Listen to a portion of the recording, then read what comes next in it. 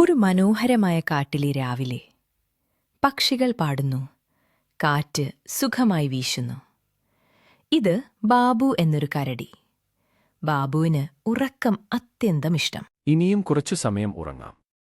ബാബുവിന്റെ കൂട്ടുകാർ മുയൽ, അണ്ണാൻ, മാൻ പിക്നിക്കിനായി തയ്യാറാകുന്നു. ഇന്ന് രസകരമായ ദിനമായിരിക്കും. പഴങ്ങളും മധുരവും ഞാൻ കൊണ്ടുവന്നു. ബാബു, എഴുന്നേൽക്കൂ. പിക്നിക്കിന് പോകാം. ഇനിയും കുറച്ചു സമയം ഉറങ്ങാം. ബാബു വീണ്ടും ഉറങ്ങിപ്പോയി. കൂട്ടുകാർ ബാബുവിനെ കാത്തിരിക്കാൻ കഴിയാതെ പിക്നിക്കിന് പോയി. എല്ലാവരും എവിടെ? ബാബു വളരെ വൈകിയാണ് എഴുന്നേറ്റത്. ഞാനും വരുന്നു. ബാബു പിക്നിക് സ്ഥലത്തേക്ക് ഓടി. പിക്നിക് കഴിഞ്ഞിരുന്നു. എല്ലാവരും മടങ്ങിപ്പോയി. എനിക്ക് എല്ലാം നഷ്ടമായി.